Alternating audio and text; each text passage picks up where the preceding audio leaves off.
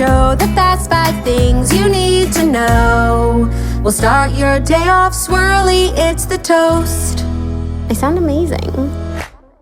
Welcome back to The Toast. Happy Tuesdays. We are back on The Toast in studio. I'm joined by my co-host today, Jared Freid. Jared, welcome back to The Toast. It is great to be here. Thank you so much for having me. It's always a pleasure to see you, to be amongst the toasters who I see on the road every now and again. I hear from a toaster. Oh, I love that. Yes, they're like, I heard you way back when, and go back on The Toast. I get asked, go back on. I'm like, I'm here. The Del Rey daddy is here. So Jared is here today. You have not been on The Toast in years. I remember the last time we co-hosted together, probably like 5 years ago. Yeah. But you are a comedian, podcaster, right, creator, all of the things that qualify you to sit in this chair today. Right. Well, I took the test outside and then I passed. I was able to go, hey, guys. A lot of you have been asking. So, for your skincare. Yeah, I said it well. So, no, it is a pleasure to be back. I moved down to the Florida area, and I'm like... You've been living here like 2 weeks. Like 2 weeks. And I'm trying to see if it can work. I'm in Del Rey, which I am like... I'm singing the praises of Del. It's weird because I was in New York 18 years. You sound so New York, and like everything about you is so New York. I'm Northeast. Like I'm from outside of Boston, but like I'm like the most Northeast person. Like I realize it when I go on the road. You probably realize it when you go on the road. You're like, yeah. I realize it doing this show, like so many things that we say, people will be like, what did she say? Right. Even yesterday I called a cream saver a sucking candy, and they're like, a sucking candy? I'm like, what else do you call it? I mean, that's like literally every grandma from the Northeast. Have a sucker. You want a sucker? Right, take a sucker. Yeah. It's like, again, that's the pleasure of seeing the country is like, oh my God, there's a whole thing here that I had no idea. I went to San Jose. I put up a video on TikTok. I'm like, San Jose? I didn't know San Jose was near San Francisco. I've heard of San Jose my whole life. Yeah. I just was like, California. Like, why would I know? In the same way, why would someone know where Worcester is in New England? Like, these are like... And then everyone's like, you don't know where San Jose is? I'm like, no, I'm not from here. I don't know your weird Silicon Valley thing. But it's cool to see. And now being here, I'm like, the New York, I'm like drenched in the New York. Like, I went to a gym. But it looks like you're trying to cover up with your t-shirt. No, I'm a Florida man. And your Dolphins hat. Like, you jump ship so quickly. Screw this. I'm a homer. I'm just like, screw that team. I'm on this team now. No, I went to the gym. They don't even have lockers. Like, I'm like, well, where do I put my stuff?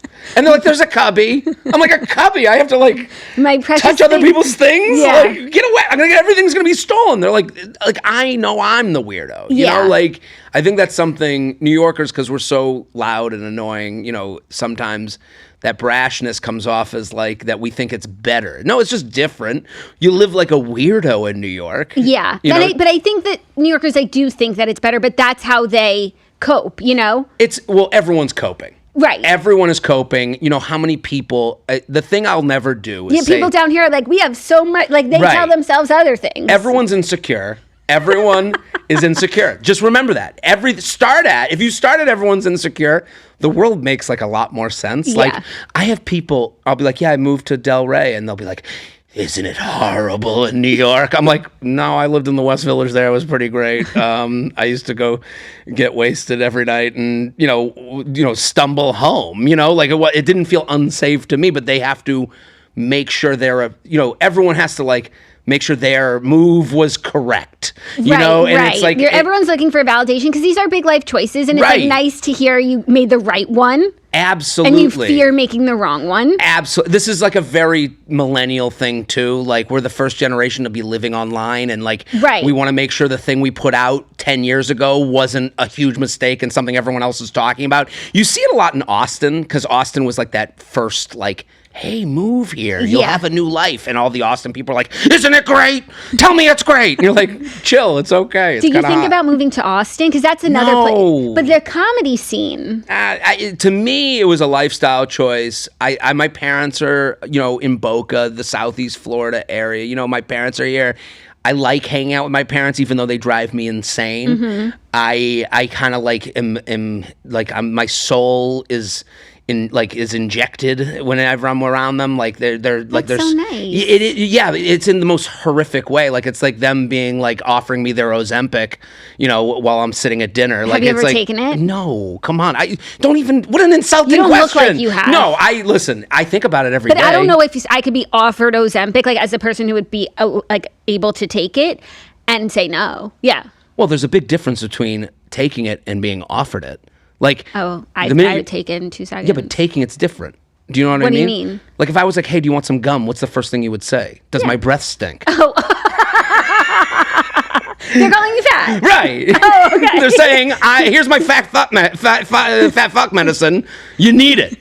I mean, my mom and dad, they don't stop talking about it. They both, they're both on it. And listen, I think about it. I wonder, but no, even last night. When I said you don't look like you take Ozempic, I didn't mean that you're fat. No, you're I know. Jacked. Listen. You don't get jacked on Ozempic. I've been trying to lose 10 pounds my whole life. So That's what Ozempic is for. I know. That's the problem. It's like the X-Men.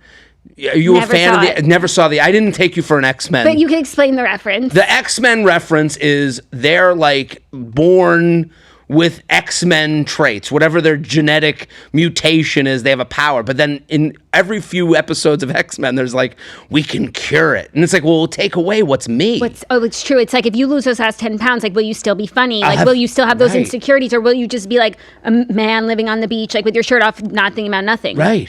Would I lose what makes me me? I understand that, and I do think if you'd never had those 10 pounds, like, you wouldn't be you. Right. And I feel that way about me, thinking about, like, my life. Like, those 10 pounds have made me who I am. Absolutely. But now I'm settled in who I am, and I'm ready to part with them. I'm ready to go away from like, I've been me for a long time. I'm done with it. You're right.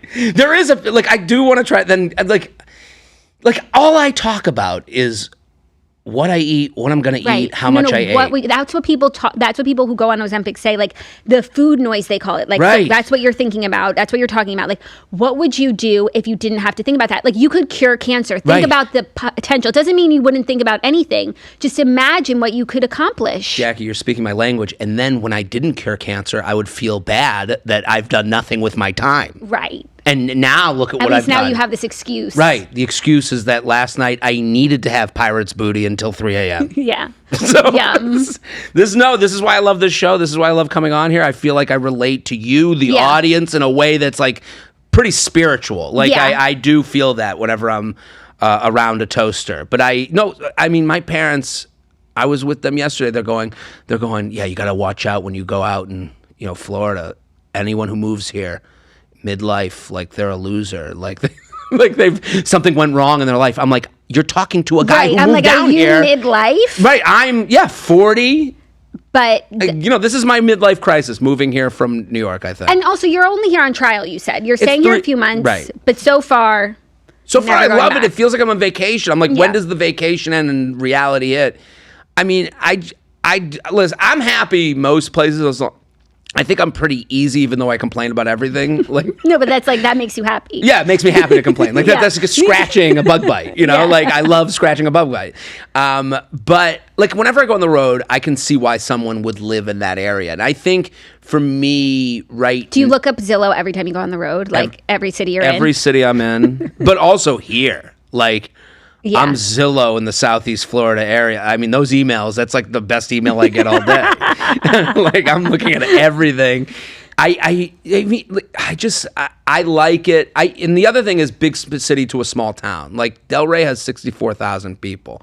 I went to Penn State. That's State College, Pennsylvania. Wow. Like, that's the same size. Wow. So, like, I've never had that. So, like, as far as, like, dating, I'm single. I do a podcast about dating. It's kind of nice to like live the life that we've had written into us about. Mm-hmm. It's kind of like relate to people who are in a small town and dealing with dating struggles. Like, even right away, I was like, a Hallmark movie. It's truly a Hallmark movie. I'm the lawyer woman moving home to her small town. Yeah. You are the lawyer woman. I am. I'm the hotshot lawyer who moved back to Delray. Hopefully some young contractor can sweep me off my feet. It is weird. I mean, like, even like I said, I've been thinking a lot about this. Like, I try to think about my life, and there takes a certain amount of vulnerability to put yourself out there. I've talked about being single, being in a relationship, and then this small town thing we get written in about. And I'm like, I actually think what I'm going through right now and feeling so good about it, I think anyone living in a big city, like if you did a 3-month stint somewhere else, it kind of feels like when I got here, like I just downloaded the app, the dating app for the first time in years. Yeah. That first moment where you're getting a lot of matches, you're seeing all the new people, there's an excitement, there's a jolt of energy.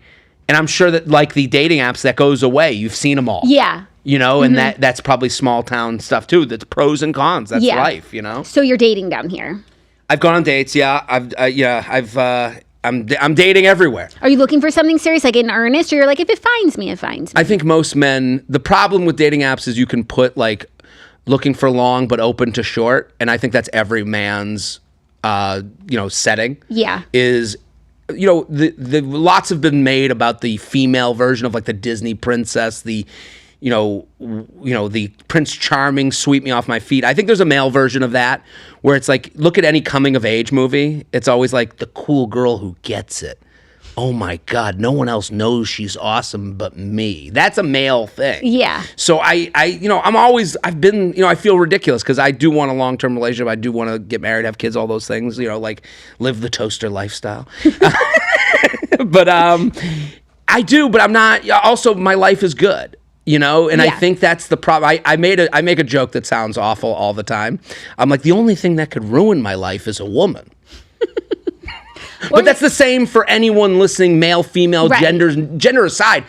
If you're 35, you're making money, you're living well, you got your phone, you got your sweatpants, you got your good spot on the couch. The only thing that can really like ruin that whole thing is you falling in love and it being the wrong person for you. Right.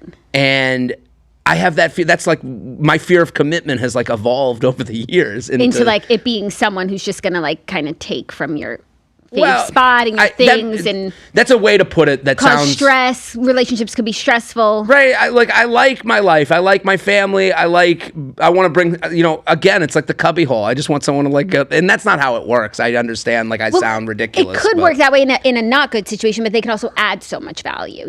That's the point. Is it goes both ways. Right. It could be the most wonderful thing. I know I would be. I do believe we've had psychics and. We've had, what are they called? Mediums come on the show and like do a session with me. Mm-hmm. Kelly Knight, she's great. She came on the show and did a session with me. And, she was like, I think you're at your best form if you found someone. And I do believe that. Yeah. Like I think, but until then, you kind of, there's a lot of guilt associated. Like you meet so many nice people and I don't know. I'm just like, I don't know how to get to the next thing. And that's the problem. I think for a lot of people, I don't think I'm alone. I understand. What's the longest relationship you've had? 2.5 years. I've lived with someone. Mm-hmm. I've had girlfriends. And then, since then it's been like 3-monther, maybe 6-monther. And again, the other thing is like, there's what we're doing. Right. Bringing someone into this world is tough. Yeah. I have gone through that, bringing someone into this world and then out of this world. Yeah. That really probably wouldn't do it again the same way. No, it's painful. Yeah. And I feel a lot of guilt. Not, in the way anyone would. Nothing went wrong. Nothing extreme, but it was like, yeah, it's just a weird situation. And it's funny because people would be like, don't you keep your private life private. You're like, but no, this is so fun. And like, it's good for my content. It's good for our relationship. And we're working together. And like, it's fun to bring someone in. Right. But there is that like downside that's like, oh, now I know why people warn you about this. Of course. My mom, I talk about my mom. My mom will call me and go, everyone's talking about the video you put up about the trash. What did you put up about the trash? And I put up this video. She goes through the trash. You can't throw anything away. Like you at went the through house. Her trash. No, I threw away something and she said, don't throw away garbage in the garbage. How insane is that? She doesn't throw stuff away. She goes through every piece of garbage. My whole life. That's why I am a hoarder. She would go through with her hands. Why'd you throw away this tissue? And I'd have to explain the tissue. Can you imagine? I blew my nose and, are you sick? Like, it would lead. You're dealing with this detective that's always on the case for nothing. I don't know why I'm being accused. That's my whole life. My mom, but now, like, my mom's a version of, my mom's never going to be out of my material until her death. And then I'll have to hear, oh my God, what are you going to do for your comedy? Like, I'll have someone say that to me. I'll be like, I'll find something. Can I mourn my mom? Fucking dead. She's not dead. She's fine. She's more alive than anyone. We're happy to hear it. Yeah, no, my parents are wild animals. And they're still married. So it's like you have a really good example. Yeah, well, that's also the scary part too. Yeah. Look how hard it is for them. And they're happily married. This is happy. Stop. I feel like screaming at each other. A lot of people who have like parents who are still together, it could really go either way in any situation. Yeah. But I feel like the bar is also set really high, regardless of their mishigas. Mishigas is the best word.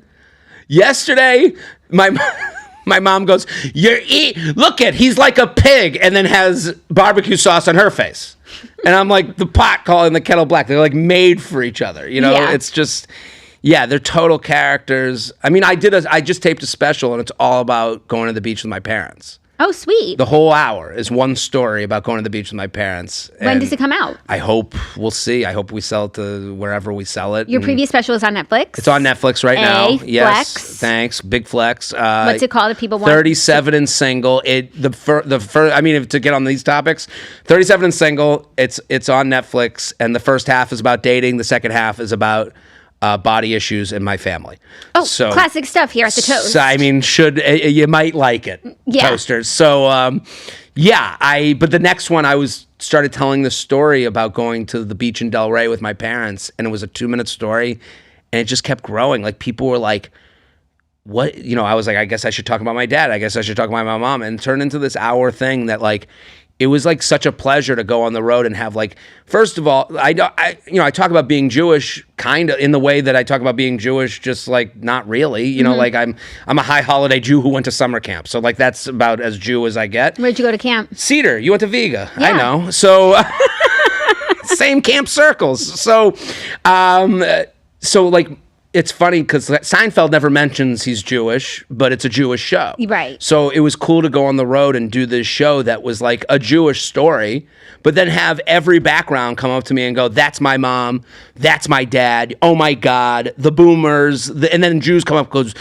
the Jews, like, hilarious. They would always go up to me and go, does anyone get it? After like a whole crowd was killing. We're laughing. Right. Do people who aren't Jewish get it? And it's like, they were all around you.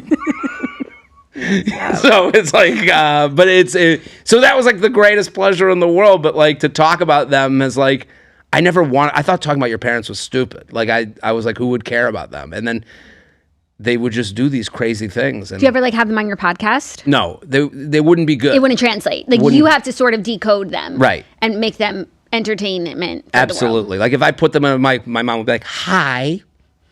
And I'd be like, no, this isn't it. This isn't what you do.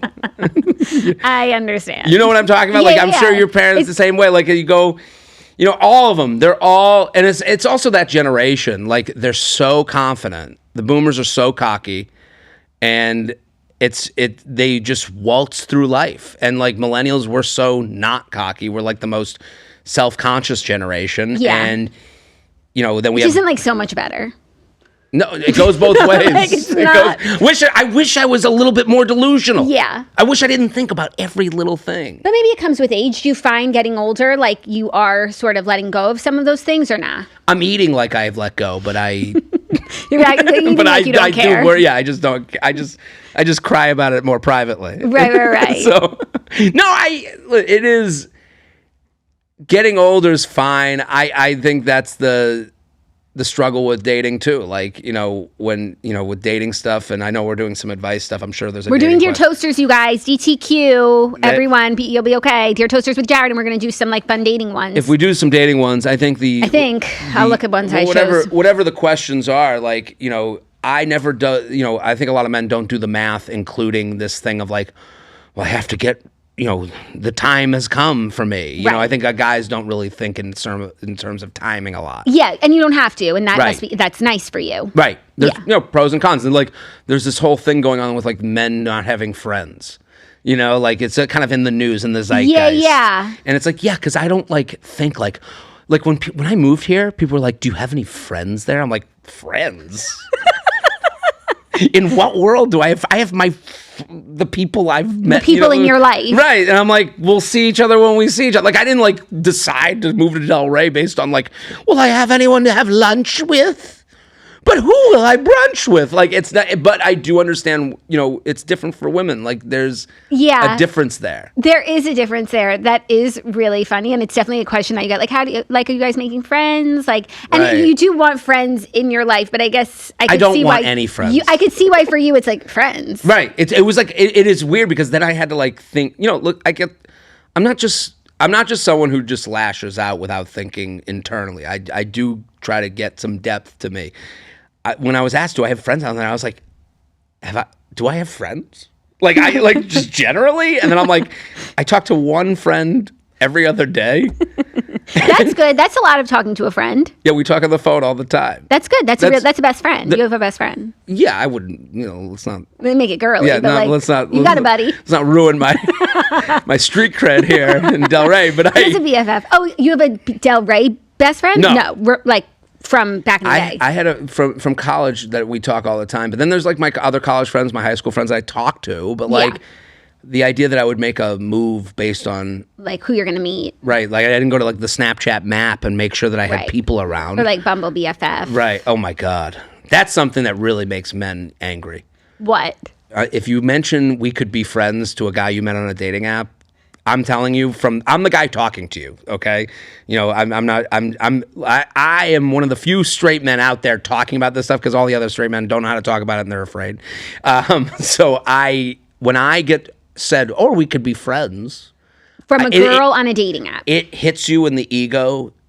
Like it's something I'm not proud of. Would you rather be ghosted? Absolutely. I don't want to be your friend. We met on a dating app, not anything else. Bumble BFF. That's why there's probably no men on there. Right. Do they even have a women's section, a men's section? I would imagine not. Okay. I've only heard about it. I've only heard about it too. Yeah. And it's like a nice idea, like to make friends. They might not even have it anymore. I don't know. Right. But right. I'm just saying, like, even the mention of maybe we could be friends. No. It hits me in my ego. Yeah.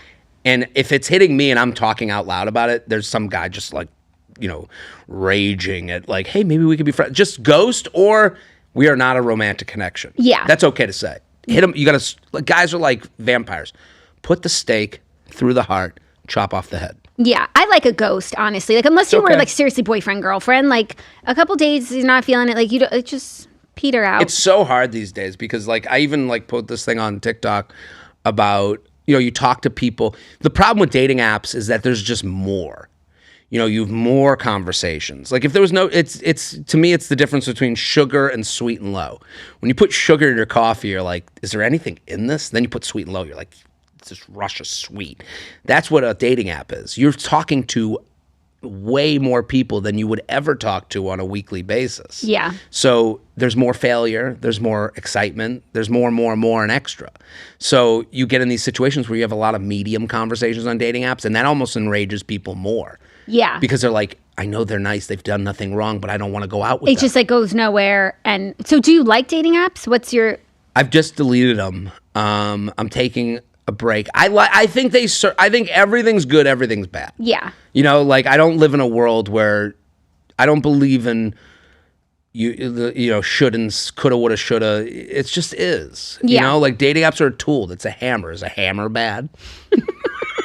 You know what I mean? Like everyone has met in every way too. So like when someone brings up the grocery store, they're annoying, but they're always going to be right because someone met in the grocery store. Yeah. When someone brings up the dating app, they're annoying, but someone has met on the dating app. And when someone meets at the restaurant or the wedding that's the problem with dating. It's like it's quicksand. It's you know, there's no way to be right. And if you're trying to be right, you're never going to meet anybody. Yeah. A setup is good. Do you get set up? I think setup is number one. I'm with you. I setup is number one because but a thoughtful setup. Yes. Don't just set up any people. No. All I ask from a setup is a reason you thought of me, and the reason could be they're fun. Yeah, well, you're now on my setup list. Whoa. I'm in. The male side is very short. It's tough. It's tough. I always say to women they should hang out with married couples and hang out with the husband. Because the husband isn't thinking. All you have to do for the husband, in my personal opinion, and I know men, I'm a man, but I've heard men speak. Men don't go, oh, you know who's single? They never do that. They'll go, you know who's awesome? That's what they say. That's the way they speak about their wives' friends. So if you're like shitty to the wife's, to the husband of your friend, they're not gonna think of you. Yeah. You want to be like. Is this advice for women?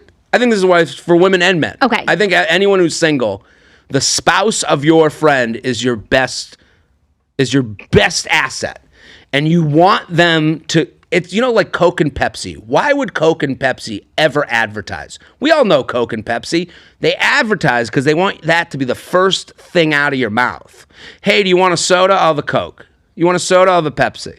So same with dating. You have to be the first thing that comes out of the spouse's mouth for the if and when. You're not counting on this person. You don't want to be their burden. Everyone's got their own lives to deal with. But you go out for dinner with your friend. If I go out to dinner with you, bring the husband. You know who's awesome? Jared was awesome. He was a fun time. Yeah. I want to be first out of the mouth. And I think that's like for anyone who's out there and single, looking for like actionable things, because it's all, look at TikTok dating content. It's all like, it's all, woo-woo, manifest bullshit. No one has any answers. Yeah. I think my answer, the spouse. Always the spouse. Also, have a friend luck. Like a potluck? Yeah, and everyone brings a friend. Doesn't have to be married, doesn't have to be single. That's really cute. Doesn't have to be single. That's a big part of this. Because they think, well, I have no single friend. No. Friend luck. One friend, that's your admission into the door. It doesn't, because everyone knows 200 people. Yeah. This is how people sell life insurance. I'm just giving you a life insurance thing. I used to cold call. This is what they would tell you. Okay. So I think this is a good way to find, love. I love that. Let us know if it works out for any of you. And you'll be invited to my next friend luck for sure. I'm in. I want to go to the Jackie O friend luck. But this is such a pleasure. Thank you again for having me. Of course. Well, we're going to do the Fast 5 stories. I'm going to get your take on the biggest pop culture stories. And then we're going to get into your Dear Toasters. And I'll do a little Love Island recap. Are you watching Love Island? So I have started. Okay. I'm on episode 4. It's so much. So I'm new to the world. I think that hurts them. I agree. I'm watching so much and so quickly, like for my job, not for fun. Right. It's not. But how many people are watching to do a podcast? Like 20. That's the thing. Right. But that's the thing. I'm like, who's keeping up with this? Yeah. And then people are like, oh, I like to rot and watch Love Island. It's like, are you actually rotting? Like, how much time are you on the couch? Like, it made me think of that word rot differently. Like, I'm like, I thought it was literal. Like a joke. No, it's like the first episode was an hour and 40 minutes. You're physically rotting and your brain is literally rotting. This show is so dumb. And I think every season of the show is so unpredictable because they don't know, like they cast these people, they record the pilot and then they put it up. And every episode is like the night or 2 days before. And like, they don't know if the show is good until it's done. I know. That's the hard part with watching. As a viewer. And so, like, I'm watching the season because last season was, like, the biggest thing in pop culture last summer. And I didn't watch last summer because I had watched so many. I watched the prior Love Island US seasons. And I'm like, this is, like, seriously bad and a waste of my time. Of course, the one season I don't watch is a good one. So now I'm like, okay, I'm back. Right. It's sad that's why I'm there. I'm like, I heard it was so great last season. I would love to, like, be in the know of what's going on. I do think they were helped last season because it was one of the NFL players' brother was on it. Yeah. He played for the Giants. The one. Odell Beckham? Odell Beckham. His brother was on it. Listen, who am I to come into a show that's been established and be like, here's how you should change it?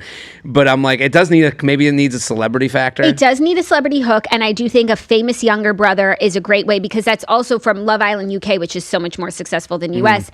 The one season I watched, which is like the best season 5, Molly May and Tommy Fury, who's the younger brother of Tyson Fury. Right.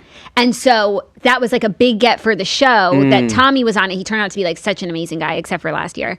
And then he fell in love with Molly, and they've been together since, and they have a baby, and like it's just been amazing. And so now we're 2 for 2 on famous younger brothers carrying a season. Right. And because I'm watching this and it's just, to me, it's like young kids dating. It feels very Saved by the Bell. Like, it's just like, I don't really relate to them very well. And I'm a big dating show fan. Like, I'm not a reality show hater. Like, I love The Bachelor. Yeah. I yell at The Bachelor on my Instagram. Like, I've kept up with it. Like, the thing about The Bachelor that I really like is the arc of it. Like, and that's what this lacks, is there's a beginning, middle, and end. Like, this it seems like we're just treading water. We're just like sitting around until they throw another wrench into the villa. Have you ever like gone out with someone from The Bachelor? No. I feel like in your career, like I've met a lot of them, but I've never been on a date with one of I shot my shot once. With whom? I won't say names, but whose season?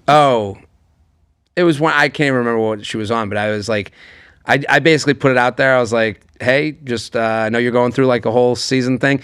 No, she ignored the message, and I was just like, all right. We shot.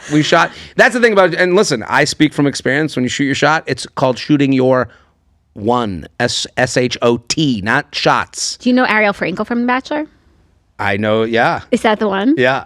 Well, because she's Jewish and she's amazing and gorgeous. Because I made fun of her. I'm obsessed with her. Well, I made fun of her the whole season for, the Jewish thing, because I kept talking about how my parents would act. Like, the whole bit was like, I knew she was Jewish and like, kind of like made fun of that. Mm-hmm. So then I was like, hey, listen, no, things are, kind of wild right now or whatever. But if you ever want to get a drink, and then just not even acknowledged. Not even the read receipt, which I know how that works. You can turn those off on Instagram. Or you just like don't open it. You see the person. Right, you just delete right away. Just like she saw the subtle like, hey, and was like, no, I won't even read this. Just let me delete right away. I'm cracking up. I just want to say, of all, like, can't believe you guessed it right away. Because like she's the one to go for. Listen, I was like, she had laughed at a bunch of my jokes, so I was like, okay. At first, when you were talking about it, I figured it was someone from back in the day, like Nick Vile's season, because like I feel like, I don't know, that's just who I associate with The Bachelor, and the newer girls are like younger and like so. But then I was like, who would I set you up with from The Bachelor? Right. Ariel. Well, I mean, a lot of the fans, because I kept making fun of her, her on the show, and a lot of people were like, Jew, you're Jew, that Jew, go make a Jew. Well, she did go out with the other Jew. Who was, I don't know who that is. I don't watch the show anymore, but he's a nice guy. Yeah, they went out like once, just for the Jews, and then for us. For the Jewish people. And now she's like, it's just a queenie. And she was like dating some celebrity. Okay, yeah. But anyways, I love that. Let's just like. Didn't work. I guess old Jared wasn't celeb enough. 10 pounds to lose. It was the 10 pounds. It was the 10 pounds. I think if I had taken Ozempic. But the thing is, if you didn't have those 10 pounds, like you'd have to like just sit with yourself. Right. And be like, well, what was with it nothing then? to do. Now I can eat. Nothing to blame it on. Right. So it's good that they're here. Right. I'd be responsible for cancer still being around. And you'd have to really deal with why Ariel didn't want to come. It was my personality. Holy shit. The thing I make a living on. I'm seriously cracking up. Okay, well, we'll talk a little bit more about Love Island later in the show because we have a Love Island story. And now, without further ado, it is time for the Fast 5 stories that you need to know. Today's episode of The Toast is brought to you by Taylor Farms, one of my fave sponsors and one of my fave brands for life. Taylor Farms is revolutionizing bag salad, a category that did need to be revolutionized, and Taylor Farms is doing the work, and they're doing it excellently because they have bag salads that are ready to eat. They're pre-washed, pre-chopped, designed in terms of flavors, so you don't have to be creative. You don't have to get out the salad spinner. That's a huge thing to wash. You don't have to get out your cutting board and your knives and all the ingredients and leave half an onion in the fridge because Taylor Farms is doing the work. So I love Taylor Farms salads. My favorite way to eat them is probably for lunch. It's like a perfect lunch situation. I love the Caesar. I love the Mediterranean crunch. But then sometimes I'll have it for dinner, like if I'm making the boys a protein for dinner. Last night I made them chicken, threw it on top of my Mediterranean crunch salad. Yummy, healthy, tasty. Thank you, Taylor Farms. So Taylor Farms is available at all major grocery stores. And this is what you want to have on hand for a working girl's lunch, for a dinner party when you've cooked and slaved in the kitchen all day and now you don't want to start chopping a salad, do you? I don't think so. And that's where Taylor Farms comes in, making things beautiful and fresh and tasty. grab a Taylor Farms chopped salad kit and get your salad together. Taylor Farms is helping out the girlies, especially, it's a salad girl summer, and you want to have a fresh salad. You want to have a chopped to bits salad, and Taylor Farms is doing the chopping of the bits. Today's episode of The Toast is also brought to you by Little Spoon. Speaking of eating easily and healthily, Little Spoon is for the littles. Little Spoon is a wide-ranging meal delivery, snack delivery, food delivery service that is for kids that is so great from all stages of childhood and babyhood. Little Spoon has your child covered. I know a lot of people when they have kids and they're finishing up, just doing milk or formula, they don't know where to start feeding their kids. Like, how do we make baby food? Do we have to make our own baby food? If I want to buy baby food, are there ones that are better than others? And the answer is yes, and it is Little Spoon, and they make it so, so easy. I recommended Little Spoon to Dana because she was really overwhelmed by the idea of how to feed your kid. When do you switch from mushies to solids and bite-sized, and how big should each piece be? And Little Spoon makes it so easy so that you don't have to worry about all those things. And at every stage, your kid is eating the right sort of consistency for them, but also nutritionally, it's jam-packed with everything that they need, everything that a growing child needs. And I love Little Spoon. So we love their snacks. Honestly, that's a snack I'll get into. Some of the kids' snacks, you won't see me trying to eat because they're kind of yucky. But the Little Spoon ones, we're all sharing. Mommy's going to have some too, okay? Let's get a bigger bag. Little Spoon also comes directly to your door. It's so flexible, so easy. Everything stores right in the fridge and freezer. Pick the menu, change up what you order every time. The price is right. The quality is unmatched. I love it. The kids love it. Grandparents love it. Huge win-win for our family, and it can be for yours. Simplify your kiddos' mealtime with 30% off your first order. Go to littlespoon.com/toast30 and enter our code toast30 at checkout to get 30% off your first order of Little Spoon. Today's episode of The Toast is also brought to you by Rhoback. Yes, because we're eating healthy and we're looking active and good in our Rhoback. Girls, listen up because we need to talk about Rhoback's new summer drop. If you're a gal on the go, like coffee in one hand, AirPods in, or headphones with a wire, calendar packed to the brim, Rhoback is about to be your whole personality. We are obsessed. Let's start with the demi dress. She's sporty, flirty. She's giving hot girl tennis vibes, even if your idea of cardio is running late, or even if your idea of tennis is only pickleball. It's made with this magical performance fabric that's somehow breathable, flattering, and has built-in shorts that you can pull down without pulling down the entire dress. So no awkward bathroom acrobatics. We love her. She's the moment, as is the Steffi Active Skirt, which is just main character energy. When you're sprinting through a Target parking lot because you're late again, the Steffi says, I'm late, but make it chic. She's high-waisted, comfy, and also comes with built-in shorts because Rhoback gets us. Whether you're actually playing pickleball at 7 a.m. or just dressed like you are, we won't judge. She's got you covered. And honestly, this whole collection is peak sporty but polished energy. It's like they bottled up everything we love, functionality, style, comfort, and turned it into wearable serotonin. From morning matcha runs to midday errand chaos, these pieces show up. The colors are unreal, the vibe is immaculate, and if you haven't peeped the new Rhoback yet, this is your sign. Use the code TOAST on Rhoback.com for a generous 20% off your first order through the end of this week. That's spelled RHOBACK.com. I know some people were confused, is it turdback.com? No, it is Rhoback.com. RHOBACK.com.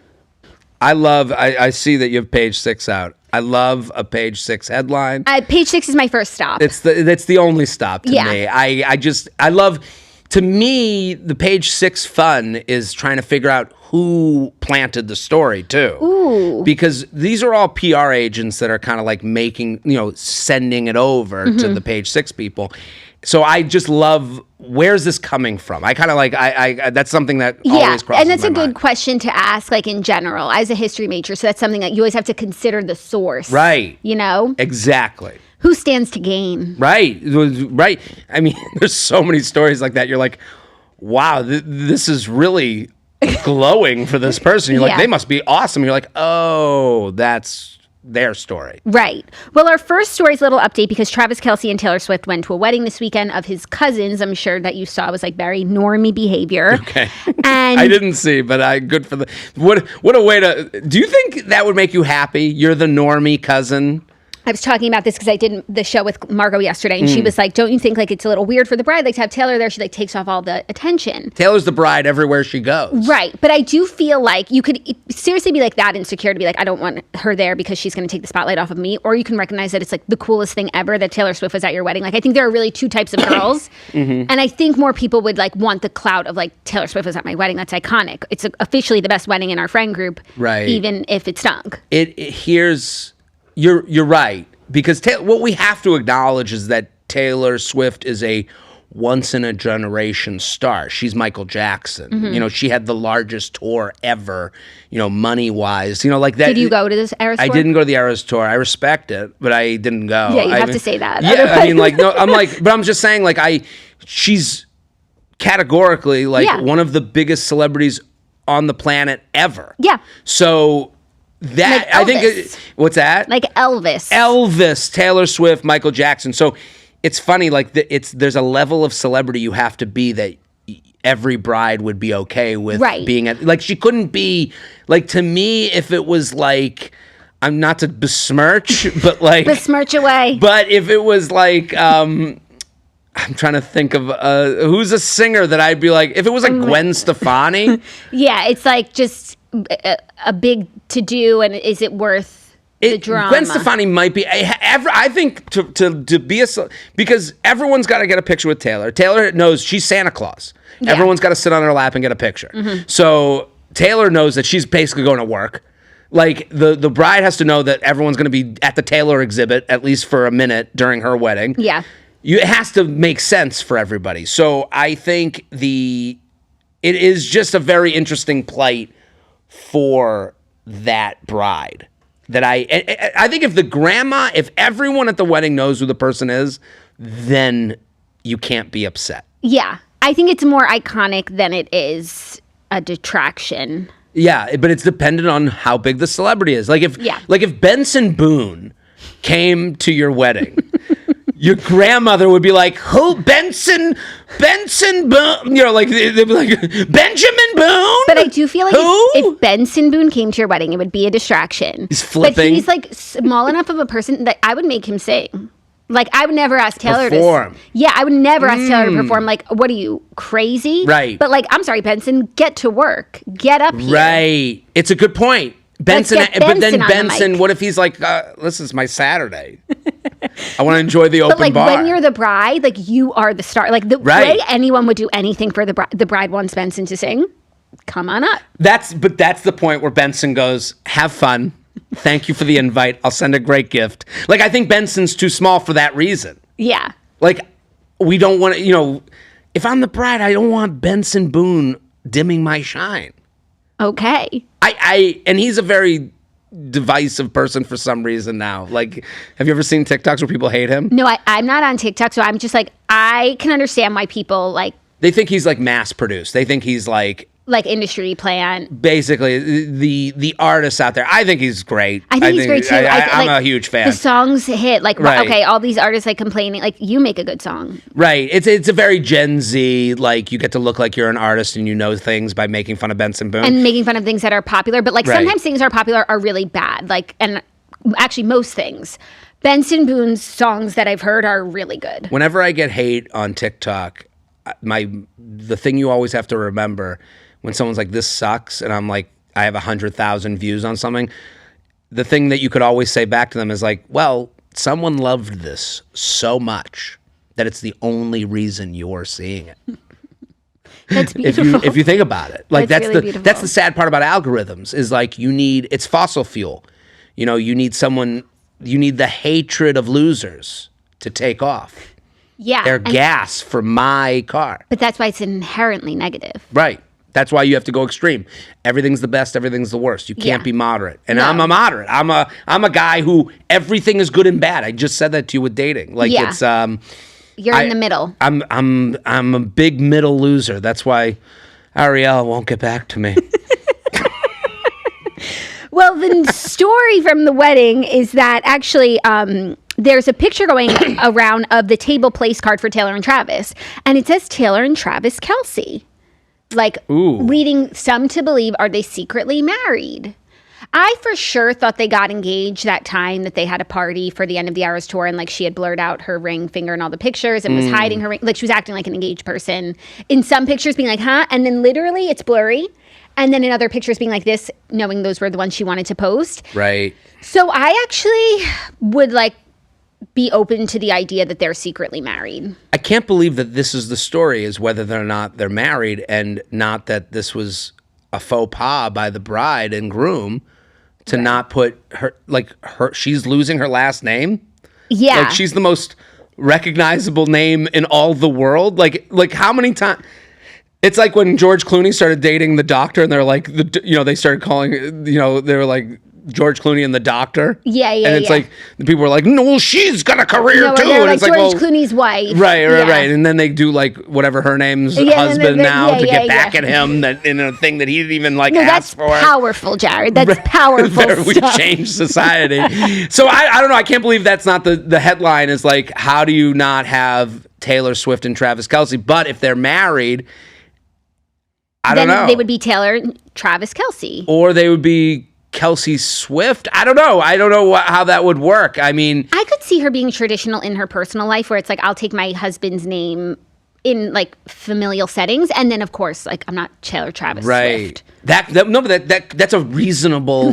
Right. that's just, people aren't reasonable. Do you think they're secretly married based on this? I think that what I know of Taylor is she is way more in tune with the internet than most mega celebrities are. She knows the joke. She knows the inside talk, all the bracelets, the friendship bracelets. That's all like internet chatter that she picked up on. I do think she likes this are they, aren't they thing that's going on. I think like the only reason to blur your finger is to keep the, the gas on the fire. I am of the belief, as a Taylor fan, I think there's no bigger capitalist in our society. Like, I think she loves making money. Mm-hmm. So I think she will stoke the flames of her own story, even though there's no need to do it anymore. You've won, Taylor. You've made all the money. But is that not how you stay on top? Right, but like, I don't know. I guess that's how you stay on top. But like, what's on top? I don't even think it's about money necessarily all the time at this point. Like, she just has something to prove. Right. Well, that's the thing. I think it's never about money. Yeah. Once you've made that much money, yeah. It's making the money. Yeah. It's being the top dog. When you go, why do these billionaires keep making rockets? They get off to making the rockets. Right. So I think Taylor has that in her too. Like some people like food, me, alcohol, me, women, me, but not as much as food and alcohol. And some people like making money. Like if someone gave me $10 million right now, the way I would disappear off the face of the earth. Right. Like, I would do stand-up. That's it. You do the stand-up for the love of stand-up. I love doing stand-up. Mm-hmm. I love writing a bit. I love figuring it out. I love the puzzle of it. I love the puzzle of, like, trying to get more people to my stand-up, which is doing podcasts and things like that. But you would be like, Jared's like doing like a 20-seat room in the back of a bar in Del Rey. Yeah. And it would just be me doing for the 20 people. Like, I would do that. And I'd have my house near the beach, and they'd be like, is that Jared? I have big beard. So that would be enough. 10 million would just be enough for you. I think 10 mil would get me there. I don't know. Maybe I got to look up. I got to do some. Are you high maintenance? I am. Until I'm not. Like, I like to complain, but I don't need very much. Oh, like, nice. I think like, but I don't know, maybe because I'm a slob, I'm not like. It's not like a like pride. Right. I don't know. Like, I just, are you high maintenance? Like, do you, yes. You have needs? I have needs, but I handle my needs. That's why I don't think I'm high maintenance. I don't make it other people's problem. I like how you take put it all on, but I have needs. Like, I remember, if you could fly first class, never private the rest of your life, that's the only thing you could get. Would you be okay with that? No, I want the potential. You want the private. You want the potential. Yeah. Like, I want it. Yeah. Right. Once you've flown private, I've done it a couple times. Just the not getting there the minute the plane takes off is like, you realize how crazy that is. Yeah. And you're like, I can't not see this again. Yeah. I know I've met a few comics who go private to their gigs, and I've talked to them about, I've like asked them, like, how do you be relatable and be, I watched one comic, a very famous comedian, go up at the Cellar. He told this whole thing about First Class, and then he got off stage. He was like, I haven't flown commercial in like 30 years. And I was like, that's so funny that he's still doing airplane stuff. Yeah. And I talked to another comic, and he was like, I was like, you know, he was a famous guy, and I go, well, what are your they go, we've started talking about it like in there publicly, like, because it's hard to talk about. Like, listen, I don't cry for the plight of the private flyer, right? But in their world, it could go south. Like, it might not hit the way you think. It's just, you're trying to relate to a big crowd of people, and you have to explain that you fly private. Yeah. And they were saying, they were like, it's like time travel. And they were like, I get home and sleep in my own bed, and I get all that time back. And I'm like, yeah, that's a good point. I get that. Yeah. But 10 million wouldn't get me to private. That's the problem. No. You need like 100 million to be private forever. This is what people listen for, the relatable humor. Yeah. No, but this is, like, I feel like these are conversations, like, Claudia and I always talk about, like, if we won the lottery, like, what would we do? What would you do? Oh. Would you do this show still? I think, yeah. Once a week? I think maybe once a week. Yeah. But I think in addition to, like, you know, the business element of it, like, I think, especially as a mom, like, in different aspects of, like, my life, it's nice to, like, have adult conversation, like, flex my creative muscles, like, funny, and, like, stay, because you can get, like, pregnancy brain, mom fog, like, all of these things, but I do think the show, like, keeps me sharper than I would be if I wasn't, like, forced to talk all the time. Right. So no, listen, I think, yeah, and we would talk about how life is in the lottery. Right. The show would probably be, like, well, it can go either direction. I would think the show, like any podcast I would do if I did once a month, like, would be like jet fuel. I have like 30 stories. It would be 5 hours long. Do you know how many women like Ariel Frankel that I had would have been dumped by in a month? You know how many stories I would have? Oh my gosh. Okay, we need to get into our next story, which is another. How was the wedding? I think it was great. It looked really nice. Okay. And I wish them a lifetime of happiness. Do you think you'd be okay with being referred to as the normie wedding? Yes, if in the context of Taylor Swift, like, everyone's a normie. Yeah, that's fair. So, like, that's not an insult. She changes everything. She's the sun. Yeah. Yeah. Our next story is another, like, we're just going to fall down the rabbit hole here because Justin Baldoni's $400 million countersuit against Blake Lively and Ryan Reynolds has been dismissed by a judge. This is a major setback for Justin Baldoni as his countersuit against Blake, Ryan, and their publicist, as well as his lawsuit against the New York Times, have been tossed out by a judge. The judge granted the motion to dismiss the $400 million lawsuit filed by Baldoni and the Wayfarer parties against Lively and Reynolds, which alleged extortion and defamation, as well as a $250 million defamation lawsuit against the Times. The judge noted, though, that Baldoni's legal team can still amend the claims for breach of implied covenant and tortious interference with contract if they choose to, with a deadline of June 23rd. So, does this end everything? Like, is this story over yet? I don't think it's ever going to be over. Like, are we still going to trial in March? Yes. Oh, they are? Right. Well, I thought it was all tossed. I thought this was like the end. I pray. Again, this is a story that I've talked about. Of course. And it started as, oh, this is a fun. So good for content. Right. Like, hilarious. Oh my gosh. Hot takes left, right. Really like, both of these people are incredibly successful. Like, there's no one that you feel so sorry for. So, like, however you want to come out of it, like, there's no, like, wrong thing to say. I don't know. It started as a story. I don't know. There's so many subjects here that are, like, real subjects that people deal with that are serious subjects. Yes. So, like, when I chew on the bone of a story, I'm always like, oh, fun story. Like, I don't want to be in the world of someone going, you just reminded me of this horrific thing from my life. So when it started as, like, Blake Lively is, like, kind of a monster, I was like, fun, page 6. And then it turned into a harassment story and a lawsuit. And then you go, and I kind of did the Homer Simpson into the bush thing. Because I was like, because you went hard against Blake in the beginning. I didn't go hard, but I was just like you were anti-Blake, but that's fine. Well, I just thought it was funny because Blake was one of those people where you could see there was like some page 6 stories of like, Blake was in line at this restaurant. What's the restaurant with the Italian place with the lasagna that's like in circles? Carbone? No, it's in the West Village. It's on Greenwich Avenue. You're the West Village guy. I know. I'm the West Village girly. She was like seen at this restaurant, like signing autographs, and she ate like a normal person. Yeah. I was like, and I remember reading this and going, something's off. Yeah. Like, why is this so glowing to her? But I also feel like I saw a story today, something about how she was shopping and she was rude, and it's like the same thing on both sides. Like, I feel like, you know, people planning negative stories about her, people planning positive. I literally don't care. I'm sure she's a massive diva. Like, she's one of the biggest stars in the world. Sure. I don't care. Like, I really don't care if she's like nicest. Not caring is like kind of the funnest place to be, where you go, wow, I guess this person is planting stories this way, this person's planting stories that way.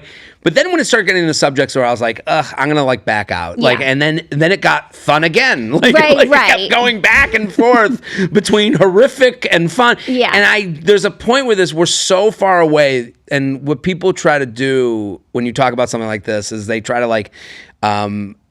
to morally discredit you.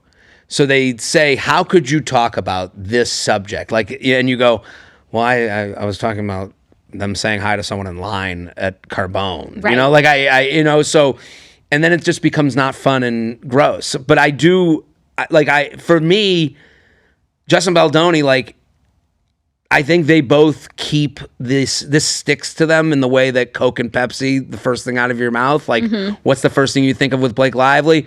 I heard she's a terror.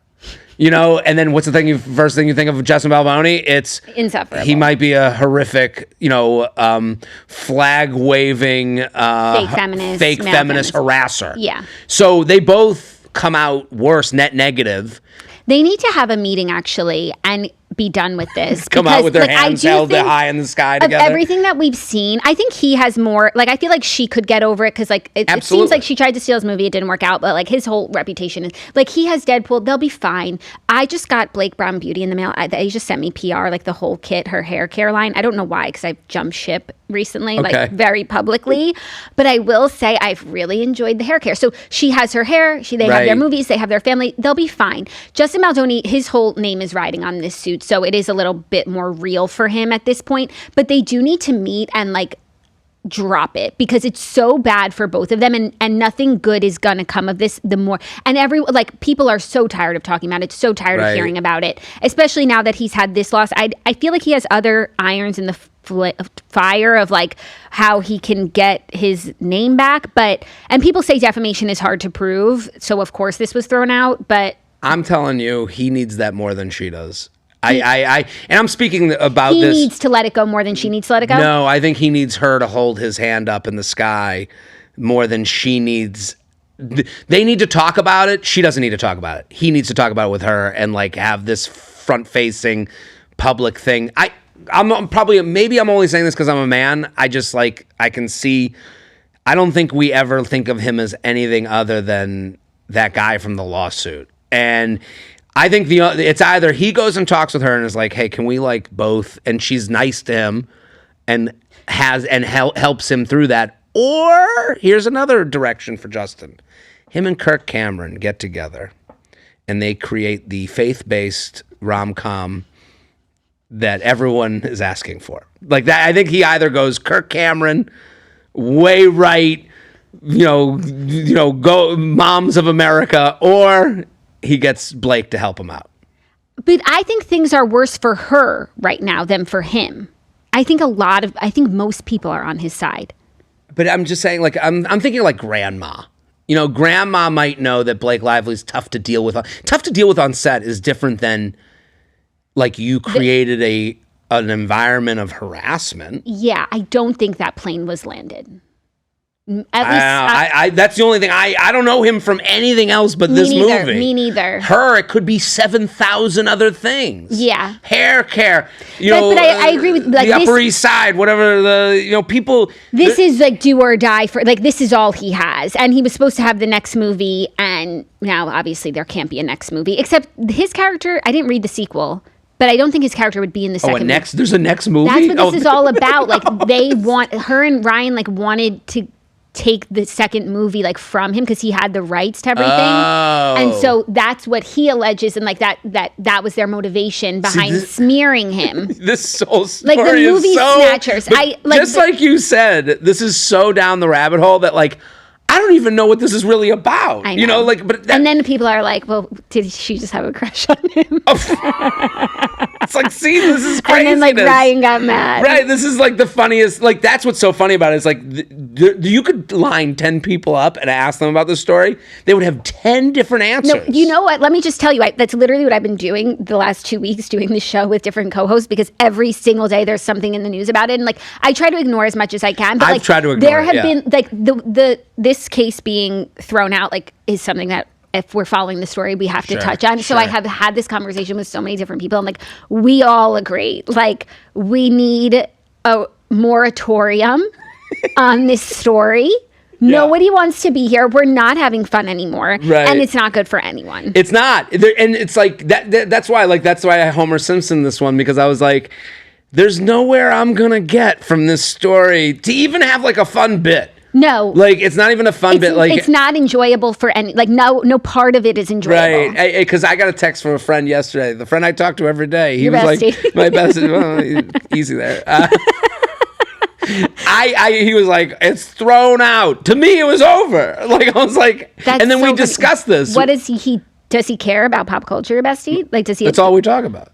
What does he do for work? He's not. He has a regular job. Yeah, he's like an accountant. That's hysterical. Yeah, this is what we talk about. No, this is our whole lives is what we've talked about.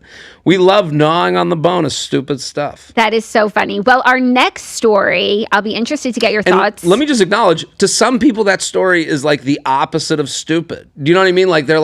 They see a lot of themselves in it, and I can't really control that. I feel bad for that person, but I'm also come halfway to me and know that that's not why I'm here, or I would never do that to make you feel badly, Yeah, it's a lot. It's a lot. Today's episode of The Toast is brought to you by Boulevard. If you're in the self-care business and offer high-end personal experiences, you and your clients deserve a modern, easy-to-use client experience platform that works just as efficiently as you do. Enter Boulevard. Boulevard is the #1 client experience platform built specifically for appointment-based self-care businesses. Because salons, spas, barbershops, med spas, and other self-care businesses are so personal, the platform powering your business should feel the same. It's not just software. It's a smarter, more personal, and more organized way to manage all of your business's locations in one place. Whether it's online bookings, payments, appointment reminders, client profiles, and more, Boulevard makes every interaction seamless and every part of your business look polished and professional. No more no-shows, scheduling headaches, or chaos behind the counter, just smoother operations and happier clients. Plus, Boulevard helps you elevate your marketing. They generate custom reports, manage memberships, taking your business as far as you want to go. See why top beauty and wellness brands choose Boulevard to empower their team and grow their business. Right now, Boulevard is offering new customers 10% off your first year subscription when you go to joinblvd.com/toast and book a demo. That's joinblvd.com/toast. Book a demo and get 10% off your first year subscription. Join blvd.com/toast. Check out Boulevard. Today's episode of The Toast is also brought to you by BetterHelp. I love that all of these sponsors are helping us get better today and every day, especially with BetterHelp. So BetterHelp is online therapy done right. There's a lot of stigma surrounding therapy, where to find a therapist. It can be very overwhelming to try and find someone, it not work out, you have to go and do it again. And BetterHelp has just streamlined this entire process while also making it really easy for you to do it from home. They have over 35,000 therapists. They are the world's largest online therapy platform, having served over 5 million people globally. And it works because with an App Store rating of 4.9 out of 5 based on over 1.7 million client reviews. That's a lot of client reviews. It's convenient too. You can join a session with a therapist at the click of a button, helping you to fit therapy into your busy life. Plus, switch therapists at any time, which I think is a major key because it's not one size fits all, and it might take you a couple tries to find the person that's right for you, and the odds that the first person that you meet is going to be the right therapist for you are very slim. So you don't want to deal with all the awkwardness of, oh, sorry, gotta go, and then finding someone new. It's very difficult, and BetterHelp just makes that so easy because they understand the personal nature of this process. Therapy is more personal than comedy, more personal than food. And I actually think that that is the truest iteration of that statement. As the largest online therapy provider in the world, BetterHelp can provide access to mental health professionals with a diverse variety of expertise. Talk it out with BetterHelp. Our listeners get 10% off their first month at betterhelp.com/toast. That's BetterHelp, HELP.com/toast. Aaron Rodgers is fueling marriage rumors with a ring seen in his Steelers contract photo. So 2 things. Aaron Rodgers is signing with the Steelers. Claudia and I actually had a bet about this, I'm pretty sure, on the show. We talk a lot about him because he's just like so interesting. Right. And she said he was going to retire, that he's like done. Loser, our modern goodbye. day philosopher, Aaron Rodgers. Right. And I said he's not going out this way. He will go to another team. That's like, I watched the Enigma documentary of his. I was like, he literally like broke himself trying to heal his Achilles heel, like to just not play anymore. No. He signed with the Steelers. I think she has to make a charitable donation now because I won. Oh, good. Yeah, this is nice. In his photo, I would have backed your bet. You would have, I thought it was a sound bet. He's absolutely taking. The only way he wouldn't have played anymore is if no one wanted to take him. But I think, there's always the Browns. Like some team will take him just to sell tickets. Right. And he's still better than like half the league's quarterbacks. Right. Like he, to say he's bad is like not the strongest take. Like he's one of the top 15 to 20 quarterbacks in the world. Right. Like he's not zero. So as long as he's not zero and he wants to play, there'll be a team for him. Right. In his photo signing with the Steelers, he's also the most insufferable human being I've ever... You're not an Aaron fan? This guy stinks. Aaron's party?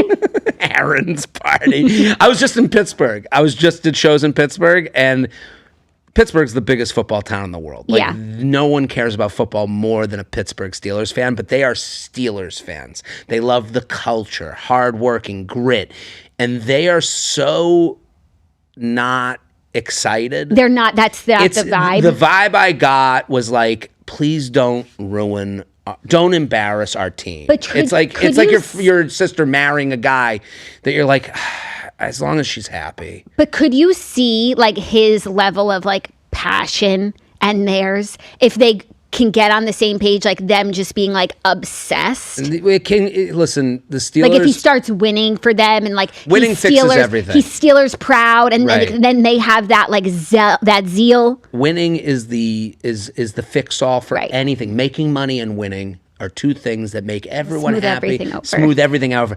The minute you stop making money, you make a little less the next month. Hey, why are you doing the ad read that way?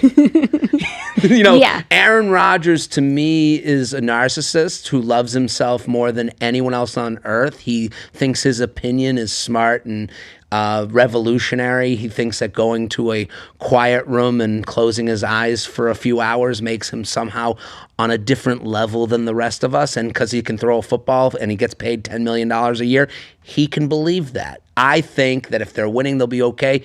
If they start losing and he starts doing things that make sure Aaron Rodgers looks good, that's what worries Steelers fans the most, because they love it. To me, to Steelers fans, and I'm a football fan.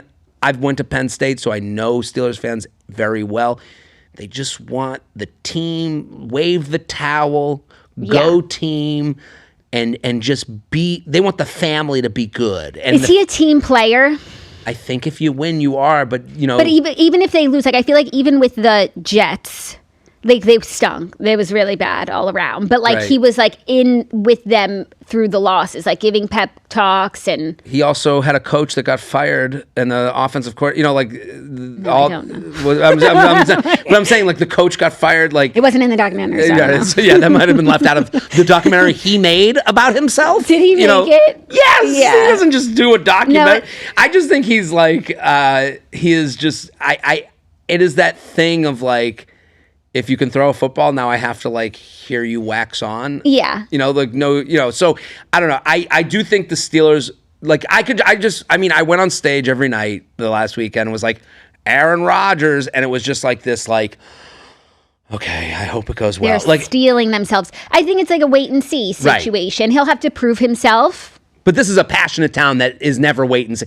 Go Steelers! And you go, Aaron Rodgers, what do we think? And they're like, we're just hoping for the best. It's like I used to say that about Buffalo. Like the Buffalo fans were always like, they treated the Bills like it was their like in and out of rehab younger brother. They were just like, no, be nice to him. He's going to be okay. No, we hope for the best. And we just don't speak too loudly around Buffalo Bill. Like same feeling with this. Buffalo Bill. Okay, I understand. It will be exciting for the NFL storyline, though. Of course. To see because if it goes north, great. If it goes south, interesting. If it goes south, it will be interesting. Listen, he's never going to be bigger than the Steelers to Pittsburgh people. Mm-hmm. So no one's going to take his side. I think he knows that. I think in New York, the Jets, there's division already. People know they're a bad franchise. You could blame it on a million things. Right. But they're like Steelers, it's like salute the flag. Yeah. So I think he knows that. I think he's smarter than that. Well, anyways, the story at hand is on his hand in the picture. He's wearing a ring on his ring finger, on his married finger. He is like with a new girl, and people are wondering if he's married. It also sort of looks like an Oura ring, which you're not supposed to wear on your ring finger. And it actually doesn't look like an Oura. It does. What do you looks think? like a ring. That looks like a ring. That looks like one of those like rubber rings that Midwestern dudes wear with their Viore shorts at the gym. Yeah, at the gym. Yeah. Like I'm taking off my wedding ring and I'm putting on my rubber ring. Right. It's dude who very much wears Viore and bonobos type of ring. Do you think Aaron Rodgers is married to Taylor Swift? Mr. and Mrs. Swift? I don't think he's married. But that ring, it's tough to like. It's like he's literally wearing a wedding ring. Right. He's not married. Sometimes it's like it's what you're looking at. Like, here's the beautiful thing about like being Aaron Rodgers is like it's you get to always be like it's about the football. So like what am I going to talk about? Am I married? Why would you care if I'm married? But he knows. Care. I do think he knows people care. I think in the way Taylor Swift, like I'll be fair to Taylor. I think he's one of those people who knows what's being written and said about him. I wouldn't be surprised if he heard me on this podcast. Oh, I wouldn't be surprised. But we're really kind to Aaron, so I just said he stinks. So but I think that's balanced, Right. Yin and the yang. Except what he did to Shailene. I don't know what he did, but what did he do to Danica? Danica just came out and Olivia. What about Olivia? Danica was like, she was pretty damning with that. It was just like, that was a really hard part of her life. Yeah. That, the Aaron Rodgers split. And then his family. There's a lot. That's the thing. He leaves a lot in his wake. When you said he's interesting, he is interesting. Yeah. I do think he is interesting by his own design. Yeah. Like, you don't think he's inherently just an interesting person, so like things follow him. You think that I think when you make a documentary about yourself where you're the hero, like, you think of yourself a certain way. You think of yourself as the underdog. I was never drafted, unrecruited, had to go to Cal, had to transfer. I know the story. Has to back up. Brett Favre was taking the draft, waiting in the draft waiting room. Yeah. He is writing the story. Sometimes. I'm literally lapping it up. I'm like, right. He was passed over in the job. He's been through so much. It's like the Our Story page on the wedding website. Women write that for themselves. Yeah. They write, well, at first I wasn't into him, but then he took me out 7,000 times. It's like that's their own version of writing Marvel. Yeah. That is so funny. We all love being the underdog. That's, by the way, we love it. No one believes they're the villain. No one believes they're the Hawks and the Mighty Ducks. We're all the Ducks. We're all the Ducks. Right? Our next story, we're actually going to skip ahead to our Love Island story because Love Island Beyond the Villa trailer and premiere date have been set at Peacock. So Peacock just announced that Love Island, last season's Love Island, is getting a spin-off show of like following them in LA, like Vanderpump Rules style. Ooh. Yeah, so the trailer premiered yesterday and it played after last night's episode of Love Island. Season 6 Islanders will be on Love Island Beyond the Villa, which will premiere on Sunday, July 13th. The series cast includes like a bunch of the stars from last season and appearances from other former Islanders. It features Ariana as well. They visit her sandwich shop, something about her. And yeah, this is a first of its kind. I think it's an amazing idea. Well, it's them looking at the valley and going, we can outdo that. No, but it's like we had this amazing season with this great cast, and it was like, lightning in a bottle. Why does it have to end there? Like, we have these stars. Why not put them back on TV? And why do we have to wait till someone else picks them up, like a Vanderpump Rules or a Summer House? Like, why can't we make our own show? Right. No, this is the streaming wars kind of happening before our eyes. Again, like, I bring up The Valley because that's a show where they're like, oh, we'll take all these people and put them in this one. And they're like, well, we have people. It's the good and bad of the follower economy, where it's like, oh, they have a following, so put them on this show. The good part about these guys is they had a successful season. Yeah. So there is interest. They are interesting. They are performative in the way we want them to be performative. Yeah. So I think this comes from a good place of like, they like them. It's Give always them more. a safer bet to go with people who have a record of being good on reality TV. Even if you seem interesting or even a name that we've heard of. Like, we were just talking about this yesterday with Rachel Zoe going on Real Housewives of New York. Like, yes, she's interesting, but don't forget she had her own show. Like, she can do the job. As opposed to other big names who go on Real Housewives who flop.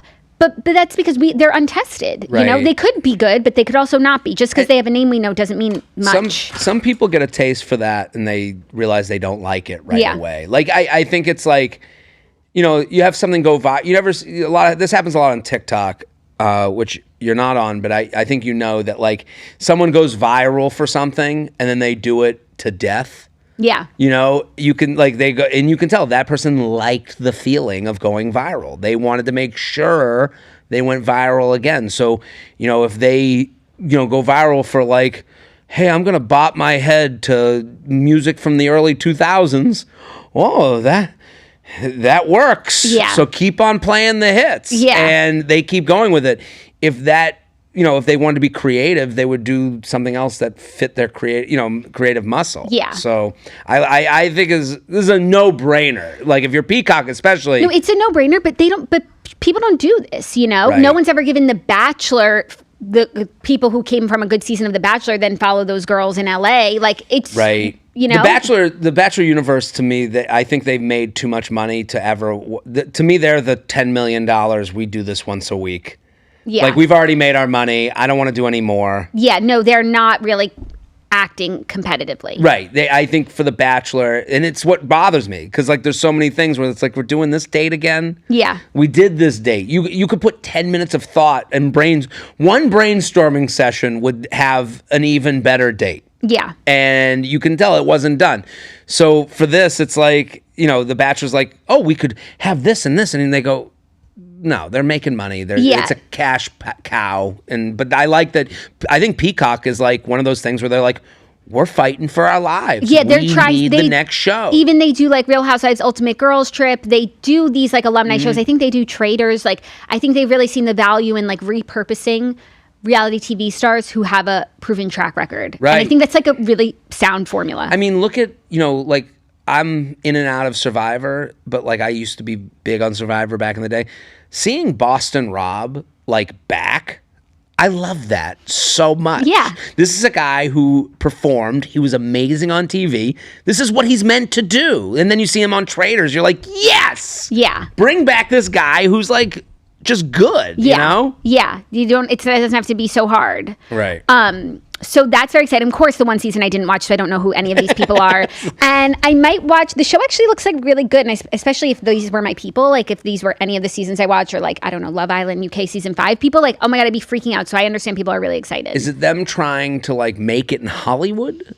That's like, from what I saw, it's like the couples from the show. Like, some of them are still couples. They're like living together, drama amongst friends. I think some of like the BFFs, the besties, like having some infighting. Just like, I don't know what you would call it. Like a docuseries. A docuseries. I think, who's done this well, underratedly? 90 Day Fiancé. Ooh. 90 Day Fiancé has done a really good job of like, hey, we're going to like, we had this couple, bring them into this next show. And they have them watching on the couch. They do a good job of keeping the 90-day community, up and running. Abreast. Yeah. Well, that is all the time that we have for today. I feel so sorry for the Dear Toasters community because you guys are going to have to be on pause. Too much? But I'm we sorry. just had so many great conversations, Okay, and we are out of time. And I want to get this episode up, but thank you. Thank you. This was such a pleasure. This was such a pleasure, and I'm sorry to the DTQ. I will make it up to you. I'll come back and do a question. Claudia and I do this Q&A. all this time, where the episode goes too long and we don't have time for Dear Toasters, and so we push it to the next day, or sometimes it doesn't happen that week. The backlash we get, so I'm ready for it. I understand. Blame Jared. Blame me. If you want some email, I answered dating emails on my Monday episode of J Train. I have 2 podcasts. Right. Well, tell us everywhere we can follow you and listen to you. No. The J Train podcast is daily. I do Mondays. I take emails. Tuesdays, people write in with their complaints, and I complain with them. It's a complaint duet.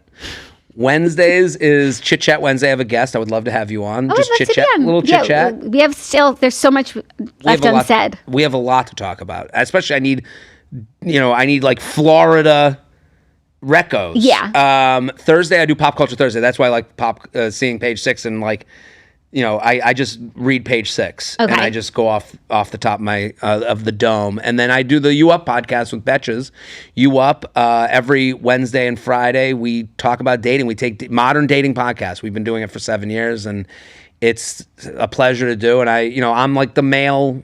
I give you whatever the guy's thinking. That's what we need. Yeah. And we do cherish that advice. I hope you guys got some good dating tips from Jared, a little male POV. You have to take what I say and just know that I'm speaking honestly about my own situation. I'm not an expert. And I'm giving you, basically, if I'm thinking it, I'm within 10% of any guy you're dating. Because most people are very similar. Yeah. We're all 10% away from each other, how we're feeling, how we're thinking. So whoever you're dealing with isn't 100% away from me. Right. If you do the math on it, if you're logical. But so the You Up podcast has been, it's such a pleasure to do, and I love working with Betches. So it's great. Yeah. So, and then 37 and Single, it's a stand-up special you could watch with your parents, you could watch with your friends. I'm sure they'll relate to it. Love that. And you're Jared Freid on Instagram. At Jared Freid. Love that. That's right. Thank you so much for being here. This was an absolute pleasure, and we will see you all tomorrow. Love ya. Bye.